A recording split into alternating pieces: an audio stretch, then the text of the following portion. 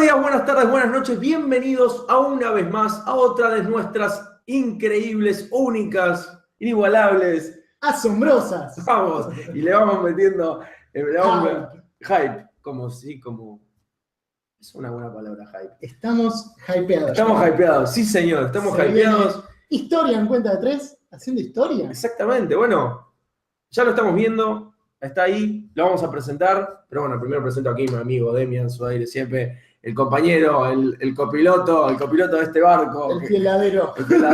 El hacedor de los milagros, cada vez más milagros. No sé qué.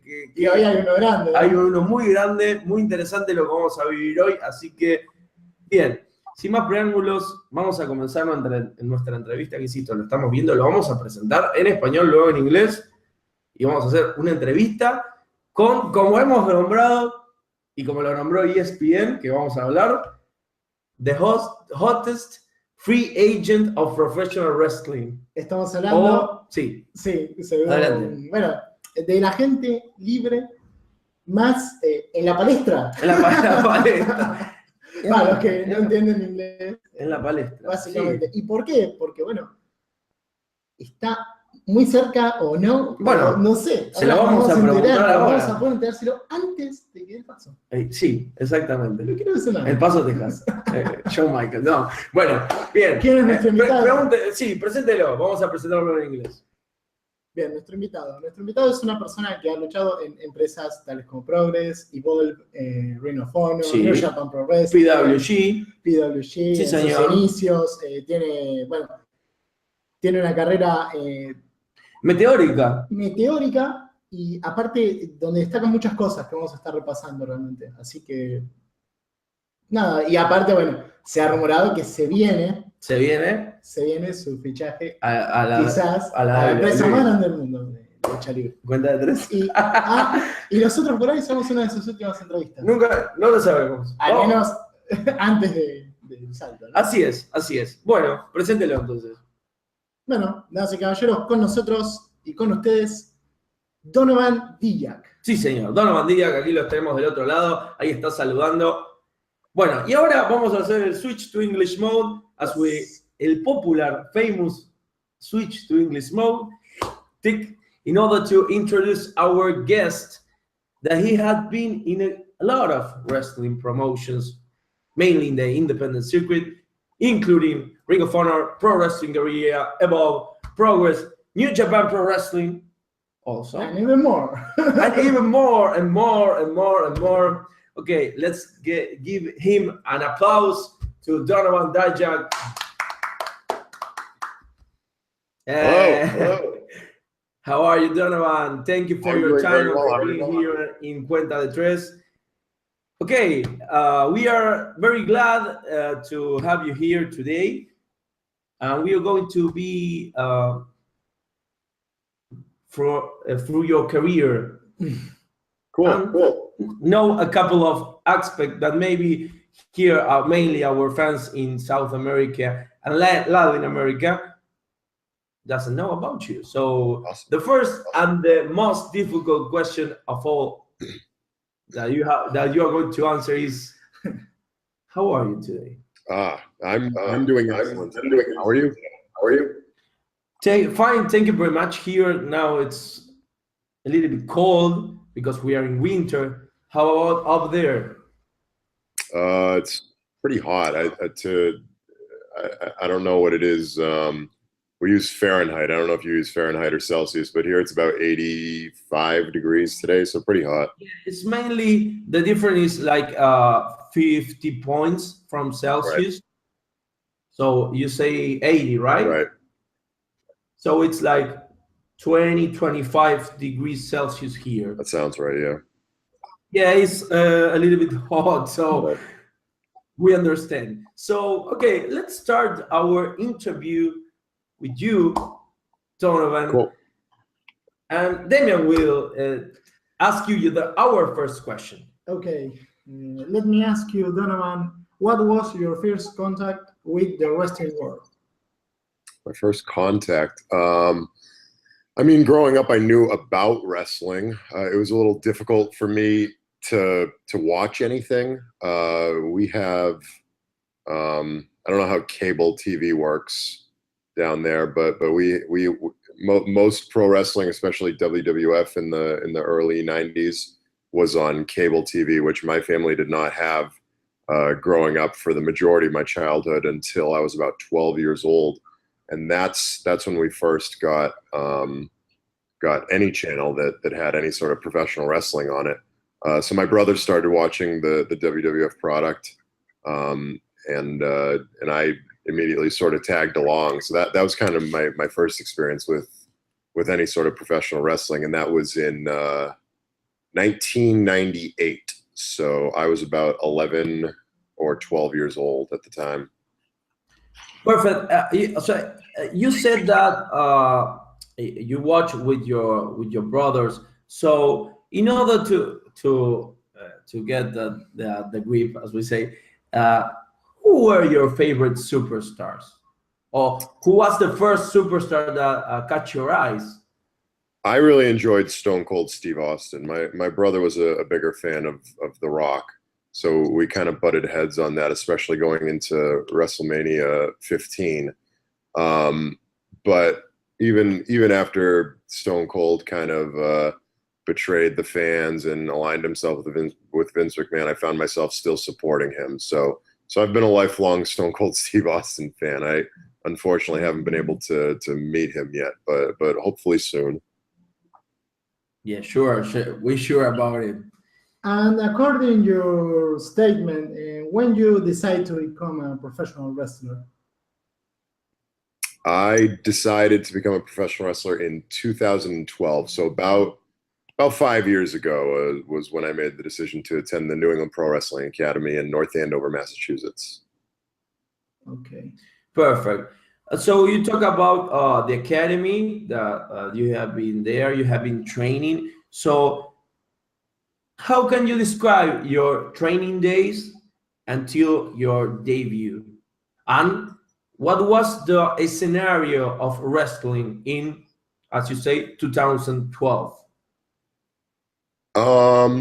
So I signed up at the NEPWA at a time when this sort of independent boom that we're in right now is really just in its infancy. It was just really starting to begin.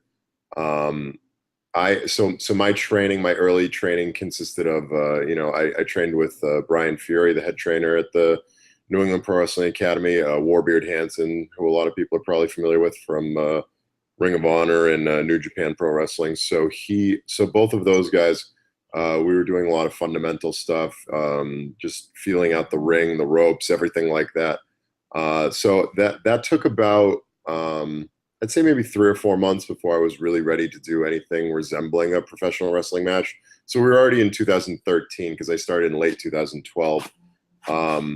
But fortunately for me, at the beginning of my career, it was sort of the tail end of the, I don't know how you would describe it. I guess the old guard of independent professional wrestling, this sort of territorial sort of old school mentality. And it was really starting to pick up in terms of, guys traveling all over the place, all over the world, getting bookings monthly, weekly in different countries, in different states, flying all over the place, because the money in independent professional wrestling was really starting to pick up at that point.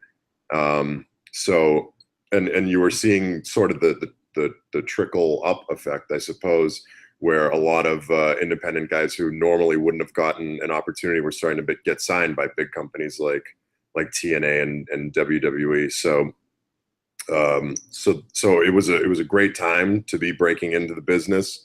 I look back at the time very fondly, and I guess my first match on the independent scene was in the summer of 2013. I think my first match was in April, but then I had an injury right after that, so I didn't have my first match on a paid show until probably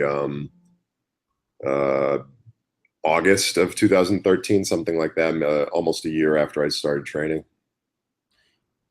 Yes, according to the internet, we learned, as you said, that your debut was in 2013. Maybe it was in Chaotic Wrestling?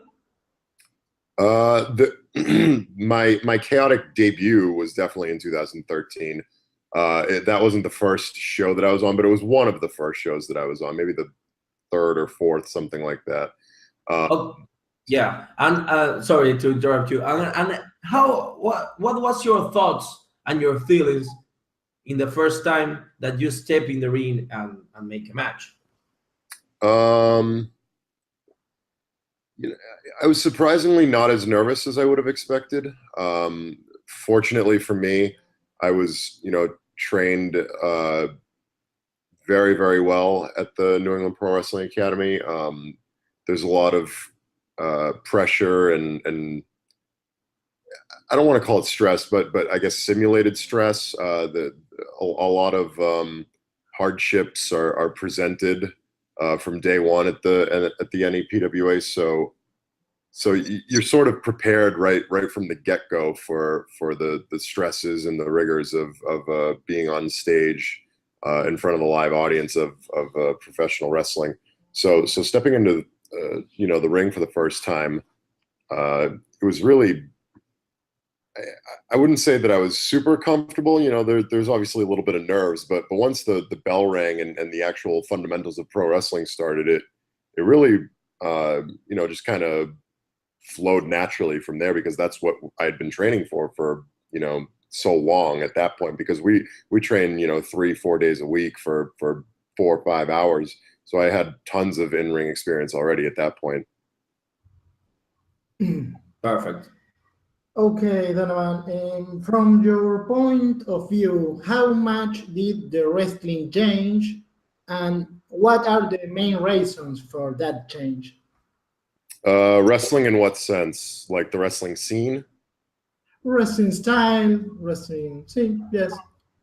Yes, you have made a sort of a statement in order to say that you are a Stone Cold Steve Austin fan, so we can make like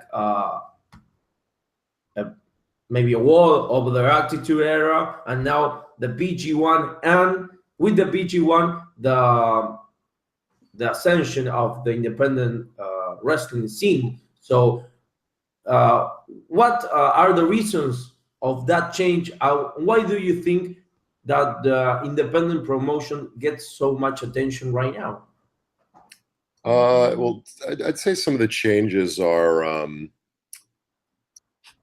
just kind of an evolution of the in-ring product.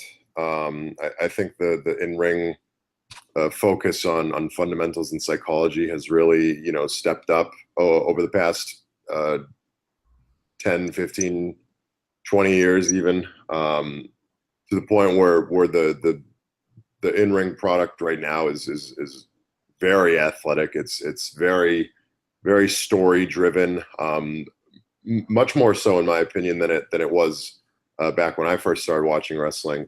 You do find a little bit that because of that the out of ring storylines typically tend to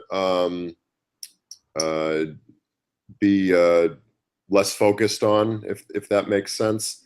There's definitely more time given to matches. I mean, if you go back and watch a Monday Night Raw, for example, from 1998, when it was the heart of the Attitude Era and 7 million people were watching or whatever, the actual matches on shows like that were a relatively small portion of the show. It would be maybe a 3 or 4 minute match, sometimes with guys who weren't directly involved in the storyline, but interlaced throughout that would be whatever they were trying to do that night. The show would start off with a promo, it would end with a promo. There'd be vignettes in between every match, and it's they try to duplicate a similar format now, but now it's a 3-hour show on Monday nights anyway. So it's a little bit more difficult, but definitely that seems to be one of the main ways that the product has kind of evolved over time, I would say. Perfect. Damien? Sorry. Between the last year and this one, you have made an appearance in many different promotions. from all around the world, including Ring of Honor, Pro Wrestling Guerrilla, Progress, and even more. What can you tell us about your experience in that promotions? The opportunities that I've received in this year alone, but really over the past couple of years internationally have really been astounding to me. You know, I've been able to travel to Germany, England, Ireland, all across the United States. I think I've wrestled in 25 or 30 states out of the 50, up in Canada a bunch. So it's really exciting, you know, just to be kind of immersed in these cultures, to be able to experience the variety of shows and fans, and how different fans react to different things is such not only a unique experience, but it's a wonderful learning experience for me. It really helps my progression as a wrestler, because ultimately I started in 2012. My first show was in 2013. We're only in 2017 now, so that means I've been wrestling for 4 years, which in the long scheme of things isn't the longest amount of time for if we're talking about professional wrestlers. So for me, it's been great on all sorts of fields. It's especially in today's day and age now. I know we talked about it earlier. The independent scene becoming so popular. I think a huge reason for that is the exposure because of the internet, whether it's social media or pay-per-view, video on demand, regular pay-per-view. There's so many wonderful visibility factors that go into especially international work. I know recently I debuted in Progress, and that was one of the most sort of broad outreaches of visibility I think that I've had in the calendar year, just from that one episode, because so many people watch the Progress on demand product. So for me, that's a great experience. Being able to work for a company like Revolution Pro Wrestling. I've done a lot with OTT, which has a wonderful on-demand service. Evolve, which does pay-per-views, and that's just this year alone. So that, you know, kind of parlayed into the Ring of Honor, which is a nationally syndicated television show. The pay-per-views, which are available worldwide. You know, it's really done you know, a great job of spreading the visibility of the brand, which ultimately is me. And you have mentioned a lot of promotions recently. What do you think that is the main thing that a wrestler learn in that? How could I say that, traveling from promotion to promotion?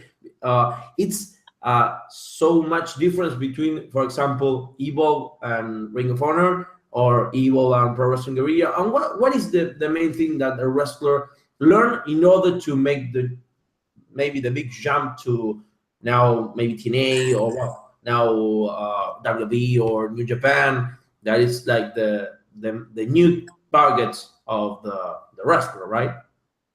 Yeah, nowadays it's more about I guess popularity, notoriety. That's almost the wrong word. I don't want to say popularity, but just how notoriety. Yeah, notoriety. Yeah, that's about right. How much visibility you have, how much buzz you have in pro wrestling. You know, those seem to be the guys that are moving on to the next level, and to be honest, that makes sense. You know, because it's a good marketing strategy to try to integrate you know, already popular commodities into your business plan, to try to bring in new customers, to try to keep existing customers happy. So to me, that seems great. And it's, you know, it's a mix of homegrown guys and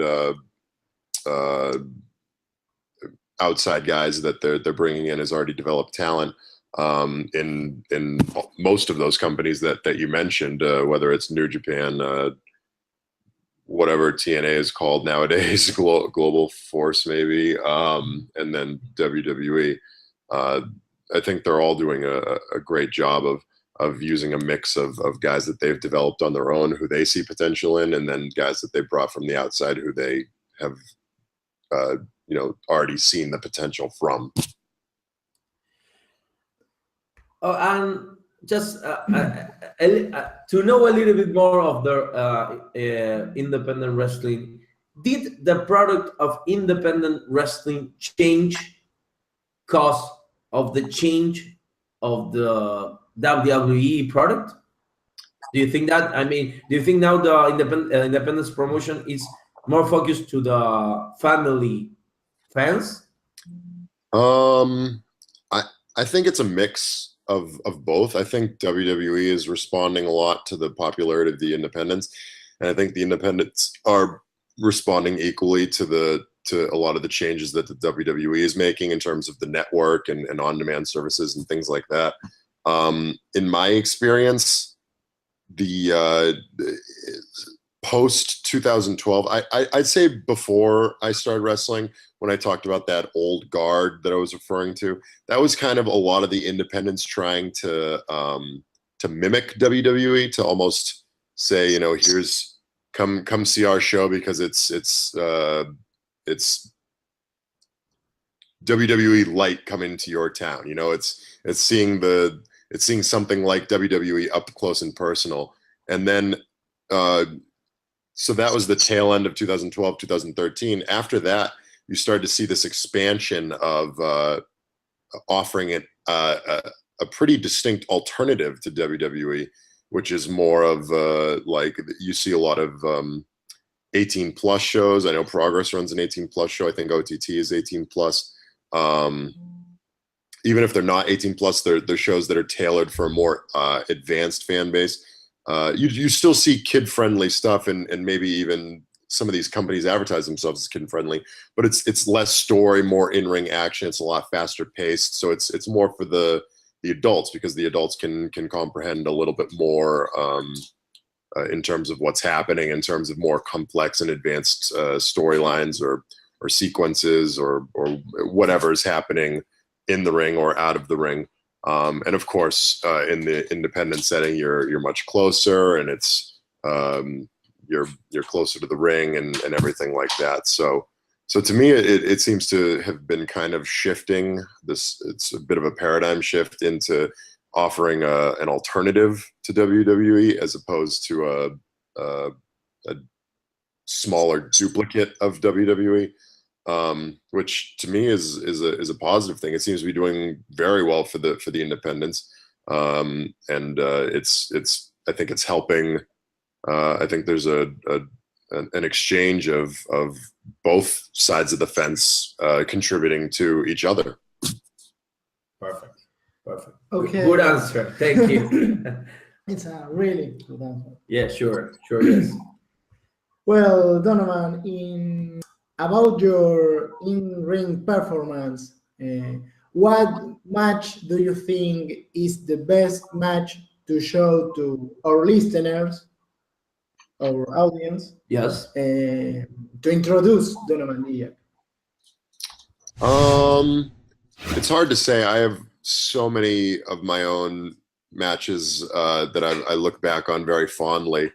So I can really only go off of what other people say. I know most people's favorite matches of mine are usually with Keith Lee. I think the one that comes to mind most for people is our match from WrestleMania weekend, Evolve 81. But from anyone I've talked to who've seen it, it has less visibility than Evolve, but we both wrestled each other a couple months ago for a company called AAW in Chicago. And anyone who, as far as I know, anyone who's seen that match has enjoyed it more than the match from Evolve 81. So if I had to handpick a match to show someone to get them invested in me, then that would probably be the match that I would pick. Donovan said you could watch Maybe, yeah, do you have a, I believe that yes, you have a YouTube channel. Maybe we can find that match also.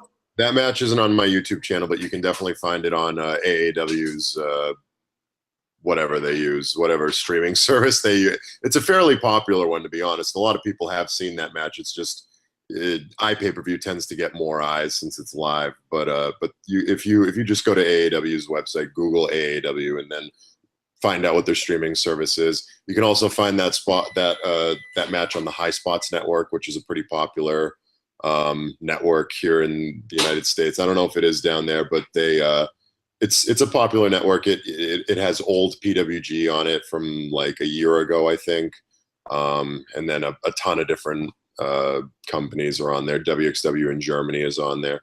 So Northeast Wrestling, which I wrestle for a lot, is on the High Spots Network. So you can check it out on either of those. Perfect. Perfect. Good. We will check it out. Cool. So, Damian? Next question. Okay, so let's get into the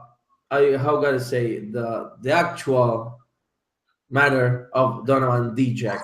So last March, you have been named by ESPN, and also we call you the hottest free agent in professional wrestling. And a lot of specialized media are pointing you as a future WWE worker. So what was your thoughts when you read that statement by ESPN? I mean, it's a large sport network. And what was your thoughts about being a future, or maybe now an actual WWE worker? The prospect is very exciting. Obviously, working with ESPN on that article was amazing. I met the gentleman who wrote it through Northeast Wrestling, which is a company that I just mentioned on the High Spots Network, and he was great. He actually, at first, the first interview he did was with Keith Lee, who I mentioned as well, and Keith mentioned to the guy that he mentioned that a lot of his answers were including me, so he recommended to the guy that maybe he should interview me as well. So he did, and so there was a fair amount of publicity out of that article, which was obviously an exciting time. It's cool to be mentioned in the same breath as so many of the wonderful companies that you mentioned, including WWE, and obviously all of the various rumors swirling now, especially since I've started announcing a lot of my final dates on the independents. The prospect of working for WWE currently, and has always been in my life, an exciting prospect. It's a company that I've always held in very high regard. I follow their product still to this day. When we're done this interview in about 26 minutes, or whenever we're done, regardless of that, in 26 minutes, Monday Night Raw starts. So it's going to be DVR'd on my TV anyway. So I'm going to watch that at some point. I think it's a wonderful company, and if I'm ever lucky enough to work for that company, I think it'd be pretty awesome. Perfect. You say that in 26 minutes, Raw is going to be on air. So you are, as you say, a true fan of the actual WWE Pro. Do you think that your wrestling style will fit the WWE product? I think my wrestling style could fit any product, because right. I try my best to wrestle and adapt what I'm doing to whatever my audience is. I think that's a very important aspect of being a good professional wrestler, is not just having one style, but being able to adapt it. So last night, for example, I'm working for a company that's very near and dear to me called Beyond Wrestling. They gave me a ton of opportunities, especially early on in my career, a lot of visibility and notoriety. Some of my best matches have been for that company, including my first matchup with Keith Lee, and a bunch of guys who are in NXT right now. I wrestled in Beyond Wrestling. So last night I worked the biggest show of the year for Beyond Wrestling, called Americarana. against a guy called David Starr, and he's wrestled all over the world as well. So we know the kind of audience that we're going to be in front of that night. You know, it's a product that's tailored towards adults, mostly adult males. You know, maybe ages 20 to 30, something like that. So and there's females and children kind of interlaced in the crowd, but for the most part, you can tell what the fan base is the second you walk into the venue or the second you make your entrance. And then you can hear it too in their reactions and what you're doing in the ring. So you try to tailor what you're doing and what you plan accordingly to that. Sometimes I work in front of large crowds that have tons of children and families, and then I adjust to that. Sometimes I work for Ring of Honor for a TV audience, so you have to take into account that the live audience is a small percentage of who's going to be seeing this because I'm working towards a camera, and the cameras have a lot of, you know, a big variety. So maybe study the demographics of your television audience. So in that aspect, I've always tried to change and adjust what I'm doing. So there's no question in my mind that no matter where I ultimately end up in my professional wrestling career, that I can present immediately a product, which isn't to say that I can't work on it. You know, there's always room for improvement, but I know that I've prepared myself to be able to present a product to whatever audience I have in front of me. Perfect. So if you have to make like a ladder, I mean, you get a contract by WWE, maybe you will be starting your career in WWE in NXT, maybe. Oh, that's the actual a scenario of all the independents that go into WWE. Yes. Then maybe you defeat Bobby Roode, and you become NXT champion, and then maybe in a superstar shakeup, you end up, I don't know, SmackDown, and then next year you are heading up to WrestleMania, maybe. Mm-hmm. So if you have to make a ladder or a dream quest for goal, what will be what was that quest will be, right? It's hard to say. It really is. There's so many different paths in professional wrestling. I mean, if we're talking exclusively about WWE, I mean, the one you just mentioned sounds nice, but that's not always the perfect scenario. The perfect scenario doesn't always happen, you know? Yeah. With especially, you know, there's different people take different routes. Some guys get to the main roster faster than other guys. Ultimately, it varies in WWE specifically from what I've seen and from guys I've talked to and their experience. You know, I'm good friends with Mike Bennett, who didn't go to NXT at all. He went straight to the main roster, and now he's having success alongside his wife Maria. So you know, that's another route that some people take. Ultimately, professional wrestling is a business, and it's not my choice to make about what I do and where I end up. Ultimately, it's someone else's choice. The only thing that's under my control is what I do. So if I'm in control of that, that's what I'm gonna, you know, try to do my very best in, and hopefully the decision makers' decisions ultimately reflect my hard work. Okay. Perfect. Okay, Donovan. And according to your last answer, what could we expect about your near future, the future of Donovan Dijak? Well, I can say with certainty that I have 8 dates left now. I've announced all of my final dates because last night I announced the last one that I hadn't announced, which was Beyond Wrestling for August 13th. So those 8 dates are this Friday I have Chaotic Wrestling in Danvers, Massachusetts. Then the 5th is Lucky Pro Wrestling, Clinton, Massachusetts. Northeast Wrestling in Bethany, Connecticut on the 6th. Then Progress, again, my second appearance in Progress, New York City on the 12th. The 13th is Beyond Wrestling, which is the 5th appearance, my final match for Beyond Wrestling, which I'm very excited about, against a guy named Walter, who's making his US debut very soon, and everybody's very excited about that. He's another guy who is a friend of mine, and I got to meet and hang out with a lot in Germany, so I'm very excited about that. And then obviously my my debut in PWG for the Battle of Los Angeles, which I'm super excited about. And I don't know the matches for that, but I know it's 3 nights, and I know it's gonna be great. And that's as far ahead as I have. Unfortunately, currently I have a lot of things in the works going after that. Nothing set in stone, unfortunately. But hopefully set in stone soon, and I think ultimately if it all works out according to plan, that people are going to be very, very excited about it. Perfect. Okay, in order to end this interview, incredible. We are very excited about all the things that you said, and we are hoping to see you maybe in a network or maybe in television soon.